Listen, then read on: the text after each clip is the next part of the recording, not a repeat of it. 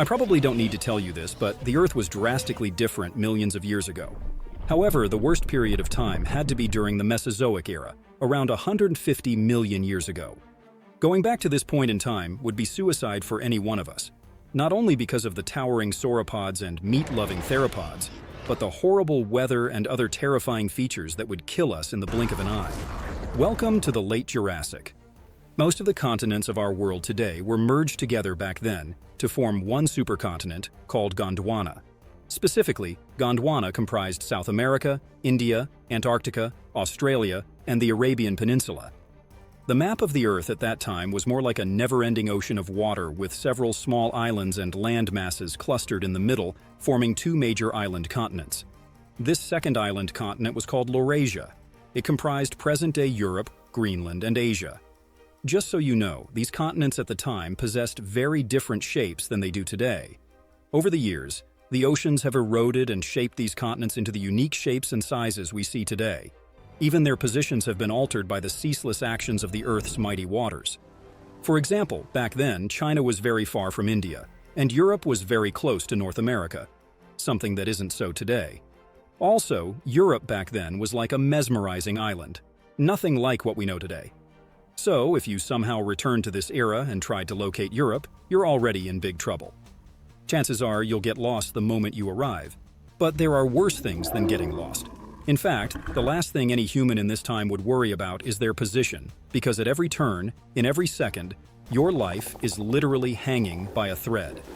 The fact that the land masses and continents of this era weren't yet separated means fewer rivers and seas, much less lakes and streams. Finding water would be a challenge unless, of course, you're a fan of seawater. Speaking of, only two major bodies of water existed, the Pacific Ocean and the Tethys Ocean. The Tethys Ocean was a prehistoric ocean that later expanded to form the Central Atlantic Ocean. Tethys was the ocean surrounding most of Laurasia. Surprisingly, these two aquatic wonders were much warmer, with temperatures reaching up to 31 degrees Celsius.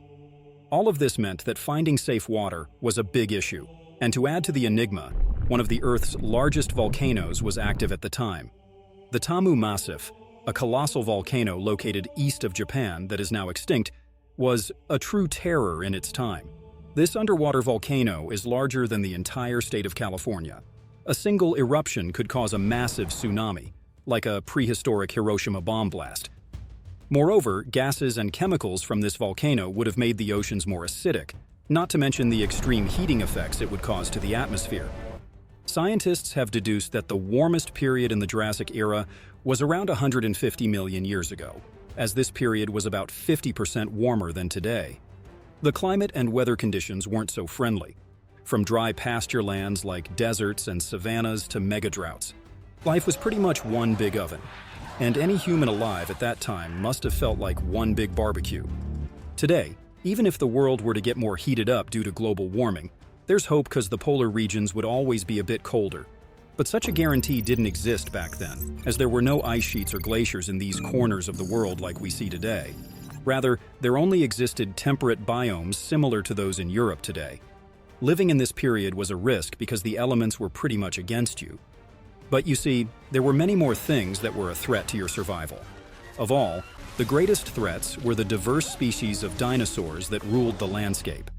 Dinosaurs particularly thrived in the harsher areas close to the equator, from theropods to sauropods and ornithischians, ready to devour or smash you to smithereens with one stomp of their feet.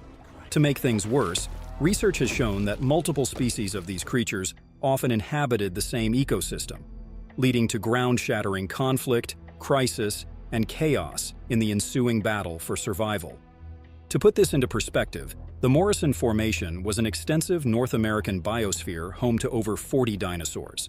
Although this prehistoric formation consisted of savannas, forests, and other kinds of land necessary for the survival of all species, the battle was intense. Most of the dinosaurs in the area were huge carnivores, like the theropods, which could hunt down human-sized animals. If you found yourself in the Morrison Formation at this time, rest assured you'd be on the menu for many of these dinosaurs. However, while many monsters existed, some were dreadful and a mere sight of them would send shivers down your spine. And no, we're not talking about the infamous T-Rex. Rather, this honorable mention goes to the Allosaurus.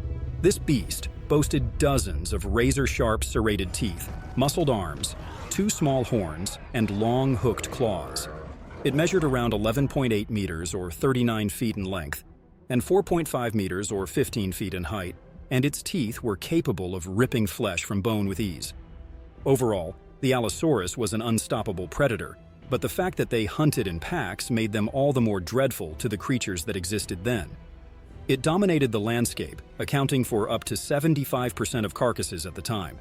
Few dinosaurs could escape this large carnosaurian theropod, much less go toe-to-toe against it. Adults weighed nearly 2 tons, with the largest known specimen weighing 2.7 tons. However, there were some dinosaurs that weighed much more, even among the carnivores. A prime example is the Sauropods, which was also native to the North American zone and could weigh as much as 5 tons. Like the Allosaurus, it possessed sharp claws, huge arms, and serrated teeth for tearing through flesh. The only major difference here was the body size. The Sauropods was much larger than the Allosaurus, though it's still a debate which of these would win in a showdown. Aside from these two, many other dinosaurs of this era would still terrorize any unfortunate time traveler. Top of this list would be the Ceratosaurus, Torvosaurus, and the Edmarca rex. Among these three, the Ceratosaurus was the least large, measuring 5 meters or 17 feet in length. However, make no mistake, it was still a force to be reckoned with. Its long blade-like teeth and deep jaws were designed to clamp down with bone-crushing force. Plus, it had horns above its eyes that probably served as a warning to any creature foolish enough to cross its path. The Torvosaurus, on the other hand, was much larger. They could measure up to 11 meters or 36 feet and weighed 4 to 5 tons. Research has shown that this dinosaur was the top dog in prehistoric Europe due to its massive size, strength, and killer instincts. This carnivore bore a long snout with unusual dentition that featured very long teeth for tearing flesh. The Torvosaurus bore many close similarities with the Edmarca rex, so much so that the two were initially considered the same species. Just like the Sauropods, the Edmarca rex weighed 5 tons. It's safe to say that these massive beasts must have had occasional clashes over supremacy and territory. Nevertheless, they weren't the only fishes in the sea. Other smaller dinosaurs existed that were equally menacing predators, even though they were about the same height as a human. Some of these creatures barely stood above waist level, but they still made great impact even amid behemoths like the Sauropods. Think of them as the underdogs of the Jurassic kingdom. Amongst these flesh-eating underdogs were the Stegosaurus rex, Tanacolagreus rex, Coelurus, Ornitholestes, and the miniature Hesperornithoides. One notable trait amongst these smaller predators was the high rate of cannibalism.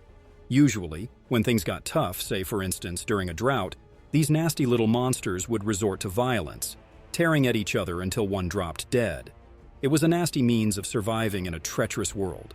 But then, predators weren't the only ones afflicted by this harsh world. The herbivores also had it difficult as well. Ornithischians, for instance, were common 150 million years ago. Among these were the Dryosaurus and the Camptosaurus. These creatures fed on ground-level plants, as they weren't lucky to have great heights like the Brachiosaurus. Another thing they were unlucky with was defense. You can say nature cheated these two species because they lacked any means of defense. Their only saving grace during a confrontation was speed. But even so, they could barely outrun an Allosaurus. One herbivorous dinosaur that was quite lucky in its natural defense was the Stegosaurus. The massive sharp plates on its back and the spikes at the end of its tail were enough to make a predator think twice before attacking. But, on top of that, these beasts had a size advantage, with adults reaching up to 30 feet in length and 5 tons in weight. Plus, these guys had a mean attitude, often charging head first or swinging their bodily weapons at nasty meat eaters who tried to make a meal out of them. The Stegosaurus was a hard kill, thanks to the bony spikes protruding from its upper body in all directions. These osteoderms were no joke, as they spread to their tails and came in all sizes, perfect for jabbing at any dinosaurs foolish enough to pick a fight. As fossil evidence shows an Allosaurus falling victim to a Stegosaurus's attack, specifically in a rather uncomfortable area. Scientists confirmed that this fatal injury resulted in the death of the apex predator, proving just how savage even herbivores of the Mesozoic era can be. However, the truth is that while its menacing osteoderms must have made the Maimora pelta look a bit dangerous, it wasn't much of a deterrent for apex predators like the Allosaurus.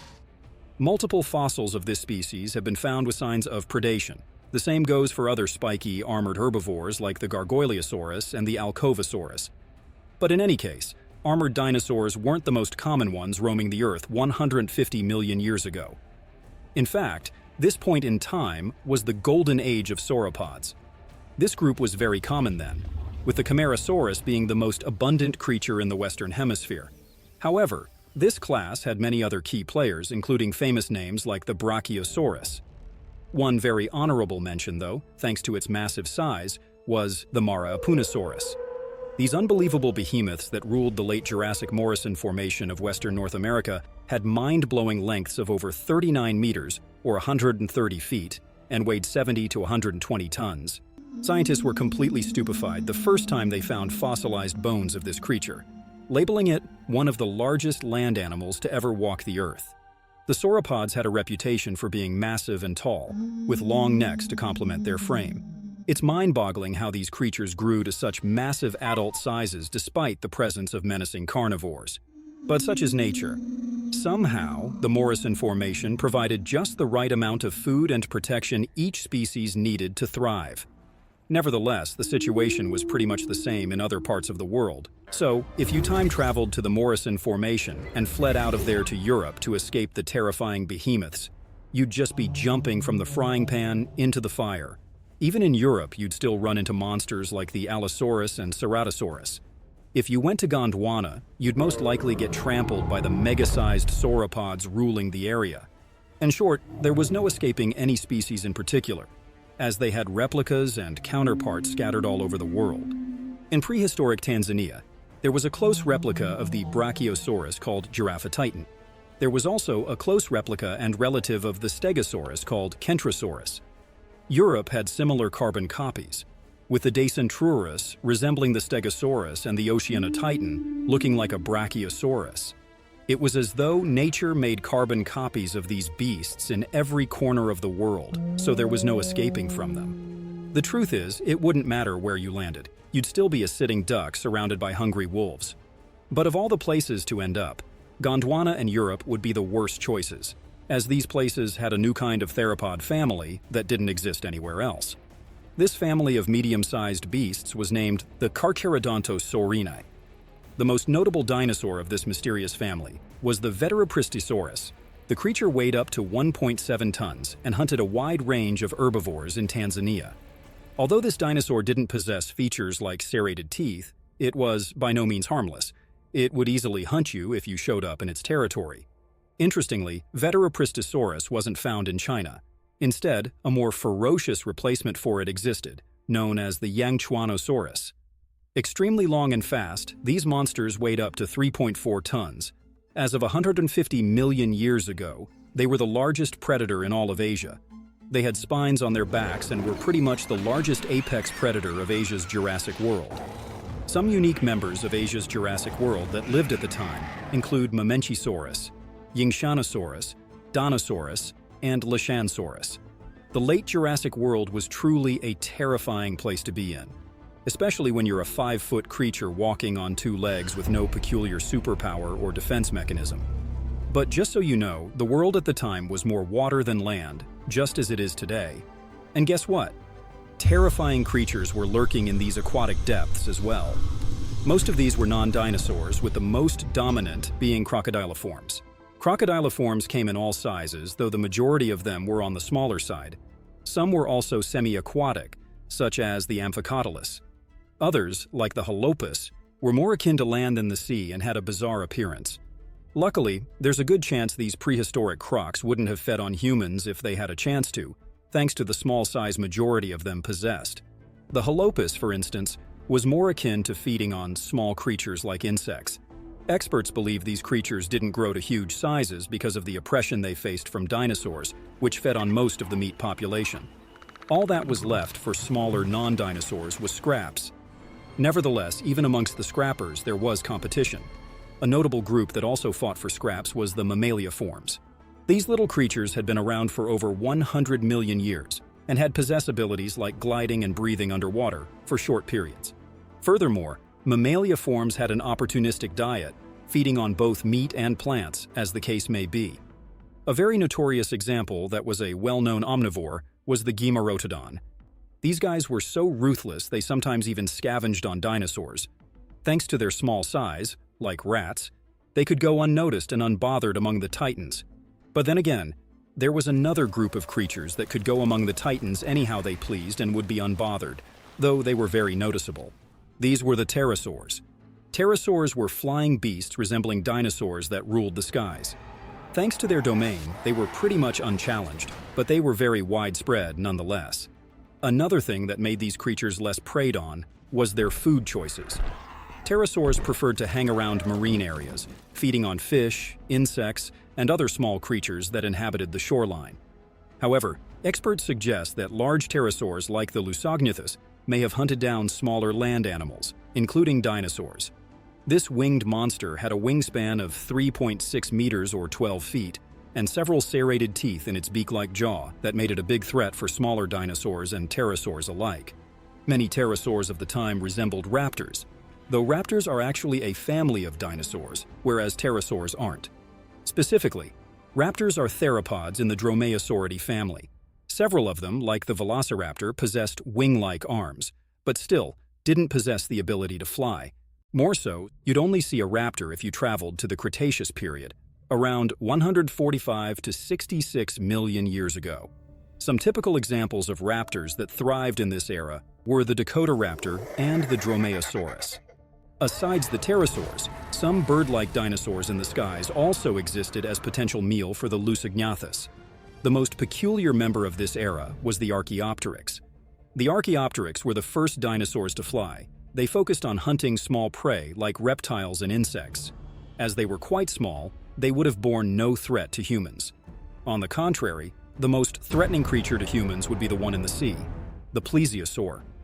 Plesiosaurus were massive marine dwellers that inhabited the world's oceans at the time. They were characterized by long necks, flat bodies, and 4 flippers. They fed on whatever aquatic animal they pleased, so long as it was edible. And truly, everything could be preyed on by these colossal monsters, even sharks. Pliosaurs were a unique species of Plesiosaurus that are well known for being the apex predators of their time. They had unusually short necks and extremely sharp teeth, which allowed them to prey on large marine creatures. Pliosaurs could weigh up to 5 tons and reach at least 9 meters or 30 feet in length at full size. As of 150 million years ago, Plesiosaurus were the giants of the ocean, as other previous giant ocean dwellers like the Ichthyosaurus had notably shrunk in size.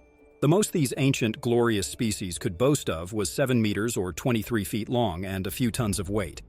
If you needed another reason to stay out of the water 150 million years ago, then the Liopleurodon would suffice. This prehistoric sea animal was renowned for its teeth. The name Liopleurodon literally translates to smooth-sided teeth. But don't let the name fool you. Its teeth were as long as 30 centimeters, well-spaced, sharp, and pointy, giving it a horrifying appearance. Some experts put this animal at a length of 9 meters or 30 feet, while others say it was as long as 24 meters or 80 feet.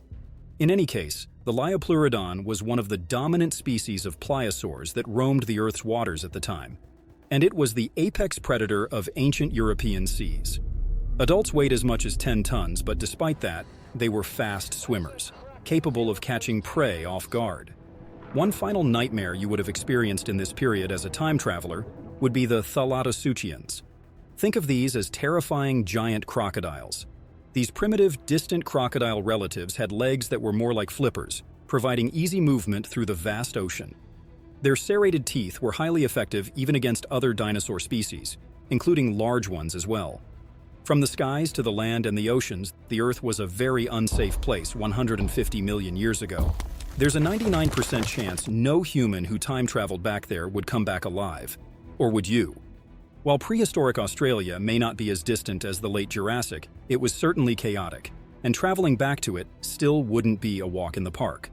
Check out this video. Thank you for watching, and see you soon.